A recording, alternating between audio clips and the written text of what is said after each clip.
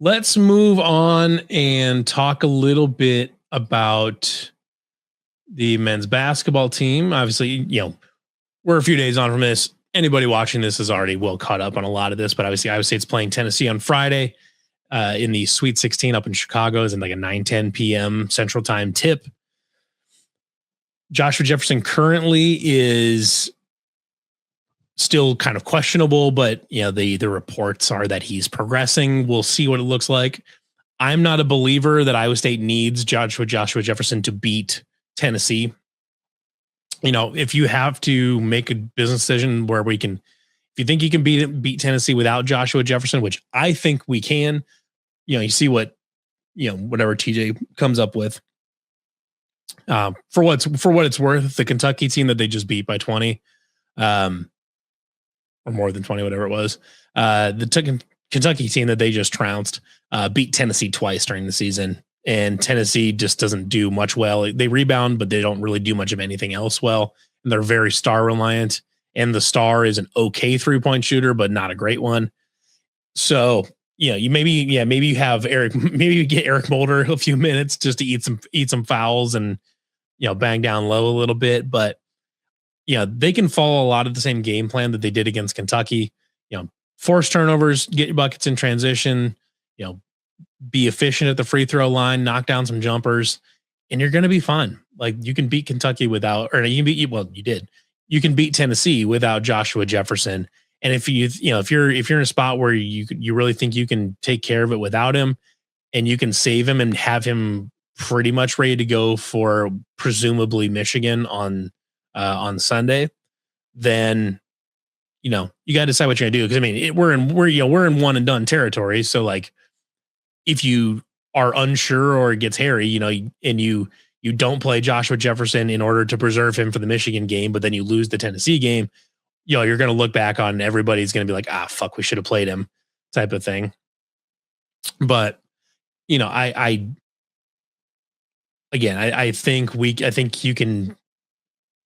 think you can win without him. And it was said by, I can't remember who said it, but basically that like, if it was a Final Four game on this past weekend, Joshua Jefferson, if it was a Final Four game, Joshua Jefferson would have played, but obviously it wasn't. They didn't feel like they needed him. They didn't. They beat him by 19, and you got to save him for a week. So if he was good enough to theoretically just try to make it happen, on Sunday, then I would think, unless something somehow goes wrong, that he's going to be at least be like theoretically questionable for Saturday, for Friday. Carter says their pace of play scares me more than Kentucky. I can understand that. I think I'm a believer that these uber slow teams like Tennessee, who's currently 306th in the country in pace, I think slow teams need to have some really, really good scorers and really good shooters. Like one of the other slowest teams in the country that Iowa State played was Iowa.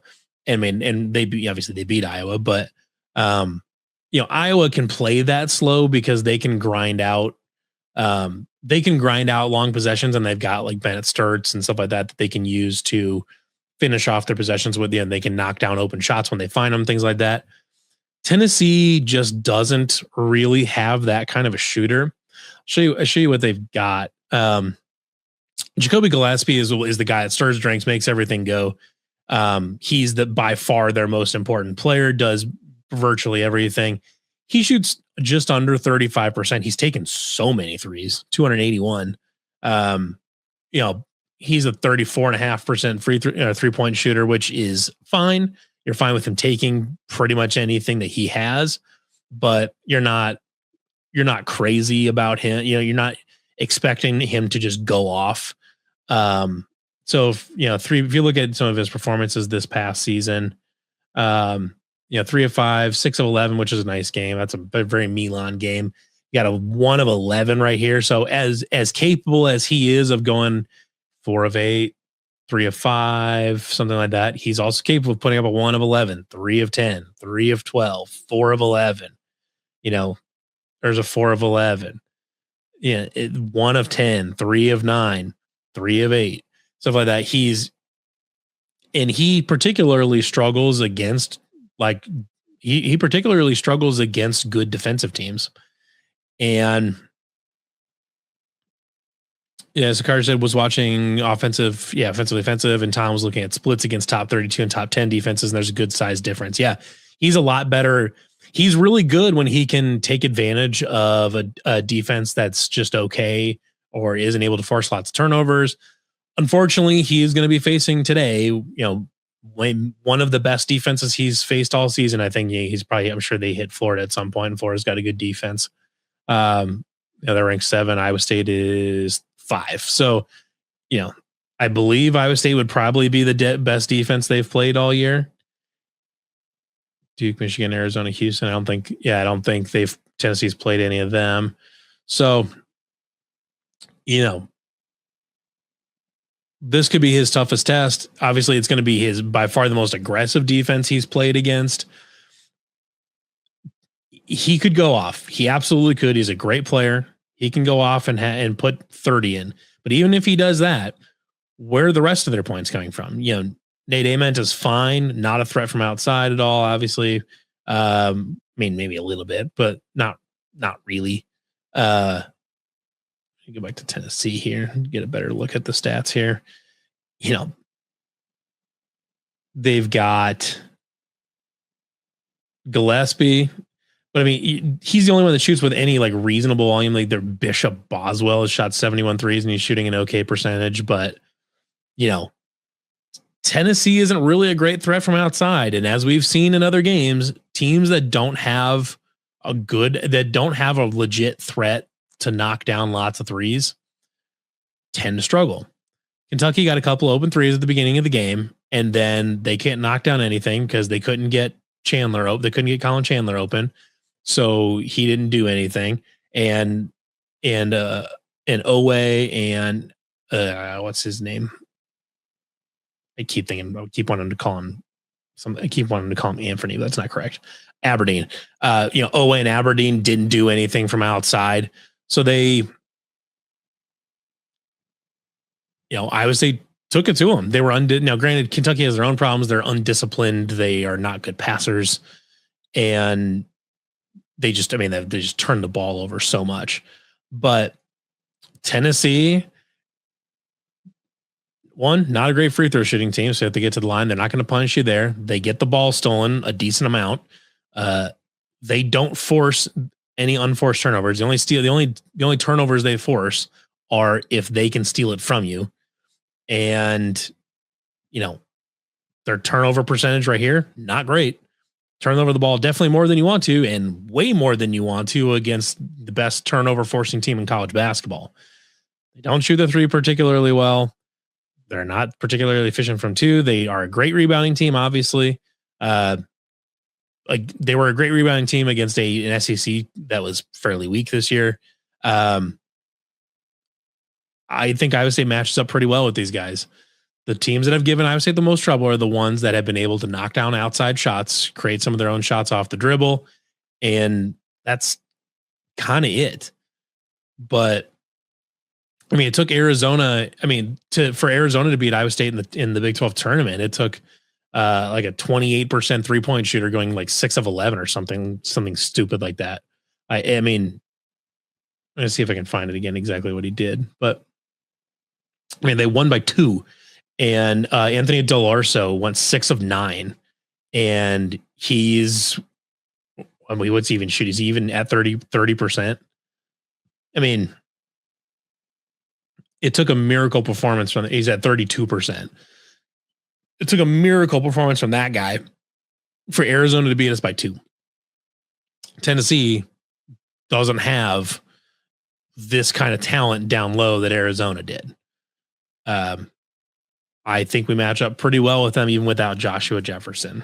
Ken Palm's got it at a 4-point game. Tennessee would have to get unusually hot from 3, or Iowa State would have to be unusually cold from 3. And I don't mean going cold for a half and then getting hot for half for Iowa State, or being streaky. I mean, like, they would need to shoot under 25% from three or worse, and Tennessee would have to go off for this to be for this to really start swinging the wrong direction, because Iowa State's just going to force a lot of they're going to force turnovers. How many, whether it's 12 or it's 20, and do you get 12 points out of that, or do you get 25, or 30 points off your turnovers? That can swing things a long ways. But there's a lot of things that Tennessee just really doesn't do well offensively, and one of them is take care of the ball, and the other one's knock down free throws. So I've been, I don't know if I've publicly said this or not. I know I've been active about it in our Slack, but from the beginning of the tournament, I kind of called my shot here. I said, I think there are only three places. I think there are only three games that Iowa State loses, or three. There's only, in the NCAA tournament, there are only three possible places that Iowa State loses a game. Either they lose to Kentucky in the second round. Now, granted, I made this prediction prior to Joshua Jefferson picking up an injury, all this. So this is all pre-injury, but I think I'm still kind of on board with it for right now, assuming that Joshua Jefferson does get healthy at some point. I believe they could have lost in the second round to Kentucky or Santa Clara, maybe Santa Clara more likely, just because I was a little bit scared of their shooting. But if Iowa State doesn't shoot the ball well, they don't rotate defensively, they don't force as many turnovers as they need to. They kind of go back to that weird sloppy play that we saw through like the early and middle part of February. That was a spot they could lose. I think the second spot that they were going to lose, that they could lose, was in the Elite Eight to Michigan. Michigan's a good team. Jaxa Langeborg is a really, really good player. They've got really good posts. Their guards aren't great, but they've got enough posts that they're kind of an Arizona light type of thing. And I would say has lost Arizona twice this season. So, it's kind of that's a spot where you just lose to a 1 seed, and that's just what it is. Just because they're really good. And I thought the only other spot was you lose to Arizona in the Final Four. And I think no, that was a lie. The only other spot was in the national championship game to Florida.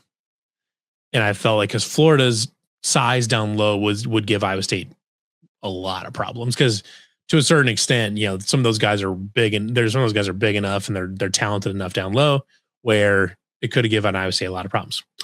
Well, thank you to the Iowa Hawkeyes for removing that spot. They could still lose in the Final Four to Arizona, but I'm a believer that once you get there, if you get a chance to play Arizona in the Final Four, it is really, really damn hard to beat a team 3 times in one season. And Arizona's not unbeatable. They took, like I said, it took 6 of 9 from 3 from Anthony Del Orso to beat Iowa State by 2 last time. And and it was on a buzzer beater. So like and it was it was a really difficult shot at the end that wouldn't go in most of the time. I think if Iowa State gets a shot at Arizona in the Final Four, they win that. And now with Florida out of the tournament and the main scary matchup, the only 1 seed that I was genuinely kind of afraid of, to me, like I said, I think they can win this without Joshua Jefferson, and you're feeling really good, and you can go into Sunday playing probably Michigan. If you play Alabama, things get weird, because they're a weird matchup, and they play at a really fast tempo, and they shoot a ton of threes, and sometimes they go in, sometimes they don't. They don't defend worth a damn. But that's a weird matchup. I think I like that matchup a lot less than I do Michigan.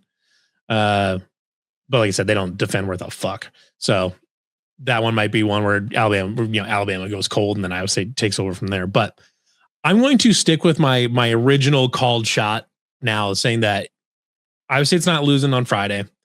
And if they do, Michigan in the Elite Eight is the last spot that they would lose in. I'm going to stick with my prediction. Even despite the Joshua Jefferson injury, I'm sticking with that. So it's either next Sunday or we'll see. We're not talking about that yet, Carter. We're not jumping the gun, but we'll see. I've got plans. Okay. I wanted to spend some time here at the end of the show. I want to talk about women's basketball. Obviously we got the news today, actually just a little while ago, that Addie Brown is now in the transfer portal, which is terrible for that program. She was the second best player on the team. I don't think that's really super arguable. And now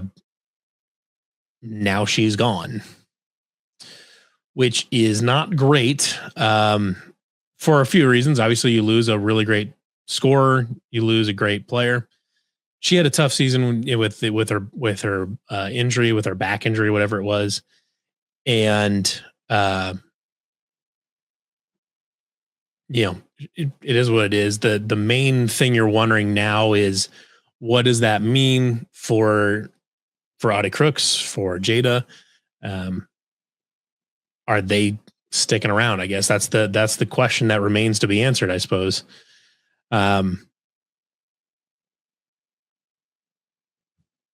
The tricky part here, and what's difficult, is that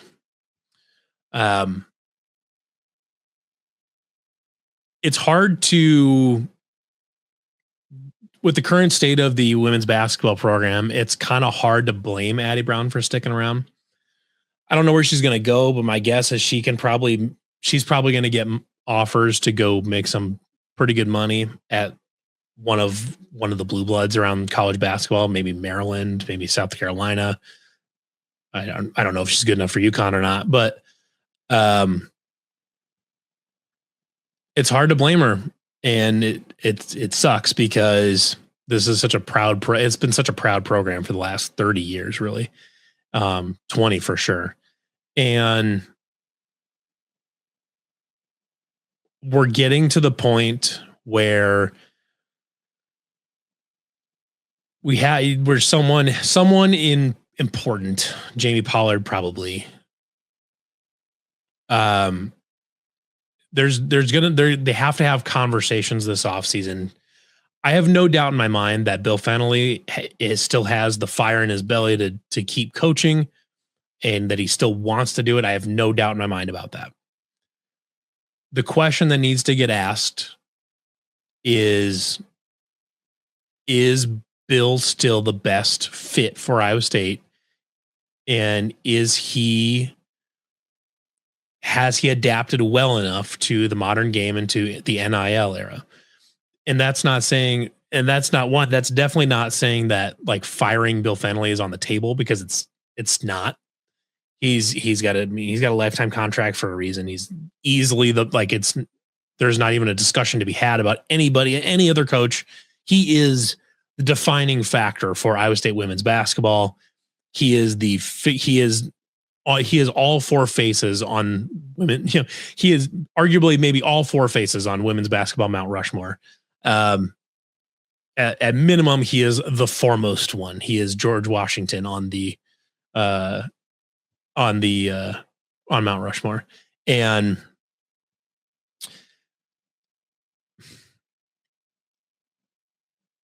but we're now, it wasn't long ago that we were pretty convinced that like Addie, Jada, Ariana Jackson, that they were all going to stay, run it back for a senior year. And then maybe that's when Bill decides to hang it up because he's losing that whole core. But now with Addie Brown on the way out, now if you're Audi Crooks, who can absolutely find some money to be made someplace, probably more money to be made someplace else. And, I don't know if the money matters. I'm personally a believer that I wish the money didn't matter, because I believe most of these athletes are making they're making more than pretty much any of us that are watching this stream. They're making good money. But the reality is, for some people that matters, for some people it doesn't. But this team has fallen short in the postseason the last number of years. Really, 2022, I think, was the last time they made it out of the Sweet 16, or 2023 maybe.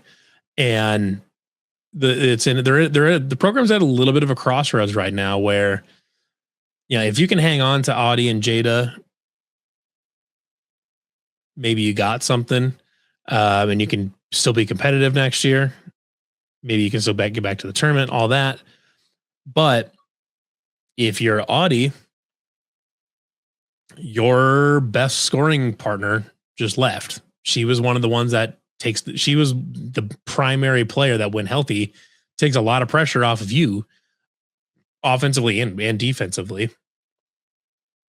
And now she's gone. So what does that mean for her? Is she going to stick around and just hope that Bill puts some shooters around her? How's that going to work, I guess? And what does that mean for Jada Williams, who I thought was a really nice, she was awesome as a first year transfer, and Ariana Jackson's just clone to the bone, but you kind of assume she's going to stay here, but who knows? And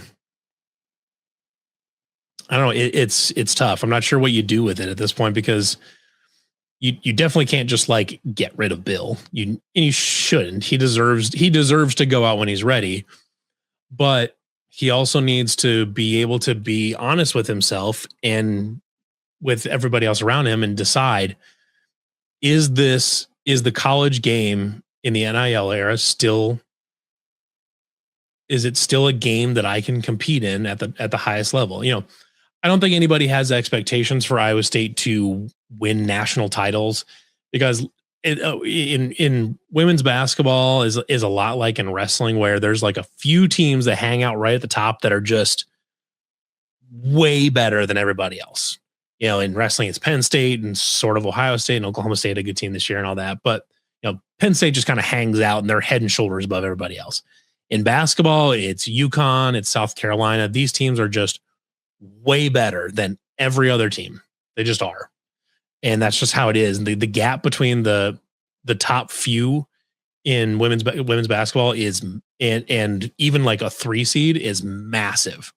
The Syracuse team that Iowa State lost to was down 62-15 at halftime to UConn. That's the kind of gap that we're talking about here.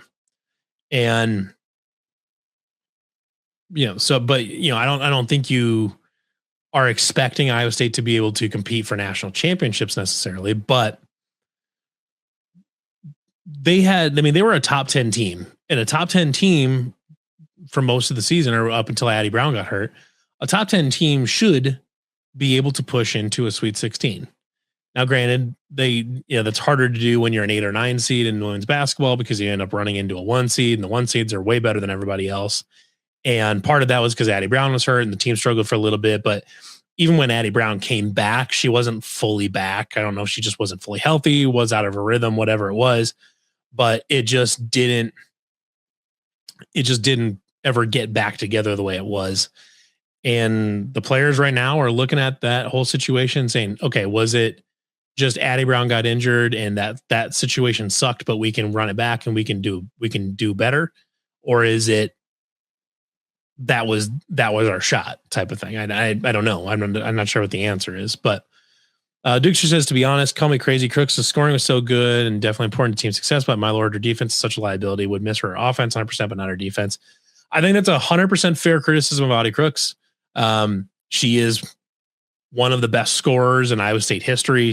I think was the fastest 2,000 points and all that. She's an incredible offensive player because she's got great touch around the rim. She passes fairly well out of the post.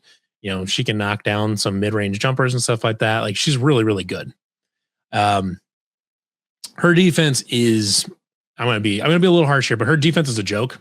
She will not leave the paint to go guard anybody away from the hoop.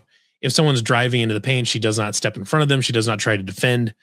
She doesn't really do any of that. And that may just be that's how Bill is telling her to play it versus that's how she plays defense. Because I'm a believer that they were just preserving her to keep her on the floor is what they're doing. But she has to be a factor defensively. And teams eventually figured out that, if you take away everybody else, Audi can't win a game by herself. And on defense, you could just stay away from you could just drive right at Audi Crooks and it didn't matter. And would Audi even start on UConn? Great question. I don't know. The effort on the defensive end, whether it be to preserve stamina or to preserve fouls or whatever it is, was just frankly kind of embarrassing to watch at times. It was really disappointing because a player of her caliber should be playing better defense. With her size, she should be a much better force down low. She should be a much more active rebounder. And I don't know if it's, like I said, I don't know if it's just a limitation of her stamina, and that if she's exerting herself too much on defense that she can't do what she does on offense. I don't know. But if that's the case, then they need to fix that. They either need to fix that or they need to build around it, because it's just not good. The defense is bad enough that it cancels out a lot of what she contributes offensively. So she almost has to be like a wizard on offense just to make up for her defense. It's just bad. Like I said, I don't know if that's what her defensive capability is, or if that's just how the coaches have decided to have her play defense, just to preserve whatever. But something needs to get fixed. I don't know exactly what the answer is, but something needs to get fixed. So yeah, really all that's to say is that Iowa State women's basketball right now is at a crossroads. We're going to find out in the next probably couple days what this roster is going to look like. Obviously, you lose Eddie Brown. They lost a couple others today. I meant to find them. I was trying to find the whole list, but Iowa State lost a few different players today, and it was just not good. Wrestling content. So I'm gonna come fully clean here. I'm not as big on wrestling as other people. I try to pay attention when I can. It's just not a sport that I follow all the time. But obviously, younger Bastida had a chance to wrestle for a national championship this past weekend. Ended up losing in the championship round, which sucked, and it was hard to watch because he just kind of the other guy just kind of owned it, from the kid from NC State. But it's still great to be able to. It's still great to be able to have your athletes wrestle for national titles. Iowa State overall performed pretty poorly. They think they finished 8th, which is quite a bit behind what we thought they would be. But there was a number of injuries going into that. Or I think Rocky Elam wrestled without an ACL. So tough weekend at the NCAAs for Iowa State, but it was nice to see that individual performance there from younger Bastida. So I think the program is still in a really good spot. They've got a lot of good young guys coming up too. So I think that program will continue to be pretty good under Kevin Dresser. I don't know if they'll ever be in a position where they can really challenge for a team title, just because Penn State is just so good. But get up into the top 5s at NCAAs and have some guys make it up into the blood round or better every year. I think that's totally achievable for Iowa State. So, I think I've gotten most of your comments addressed here. We'll wrap it up maybe just a couple minutes early, but appreciate everybody. MJ Gaitan also, did well. Appreciate everybody tuning in this week. We will be tuned in for the over on CF After Dark. The Lightcast is going tonight. And then Friday we'll have stuff after the game as well. We'll be back again next week right here to talk maybe a little bit of spring football if we get any news, or hopefully we're still talking about an Iowa State team that's getting ready to head to Indianapolis. So we'll see. Big weekend all the way around. Top 5 white guy basketball players in Iowa State history. That's a good one. Oh, Fred Hoiberg has to be on the list. If you're asking me to make a lineup, I'll have to think about it a little bit, but I'm just picking just the top 5 white guys that played for Iowa State. Fred Hoiberg has to be on there. I think Niang is half Cameroonian, I believe. So I don't think he would technically qualify as white guy. Matt Thomas probably has to be on there. We could probably talk about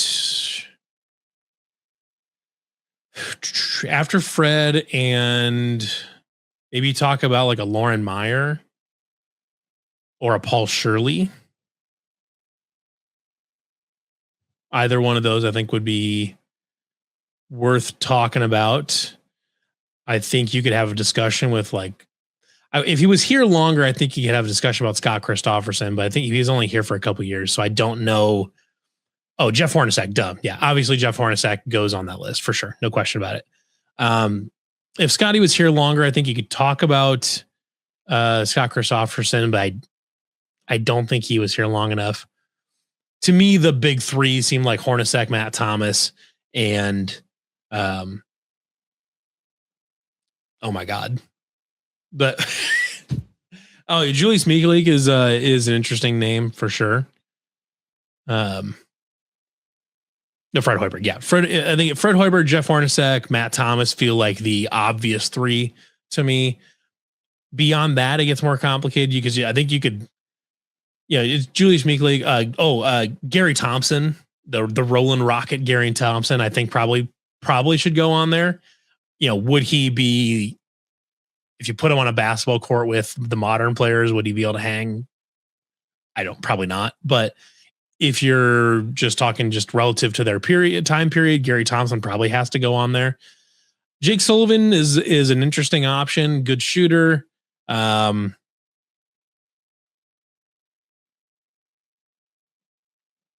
Maybe. Yeah, maybe. I think to get two honorable mentions, maybe have to be Jackson Vroman and Jared Homan. Formative years for me. But I was a big Jared Homan guy growing up. But Jackson Vroman, very good. Rest in peace, Jackson Vroman. But also a very, very good player. Lauren Meyer, Paul Shirley. I think those guys would be definitely in contention there for sure. Julius Mikulik. Yeah. So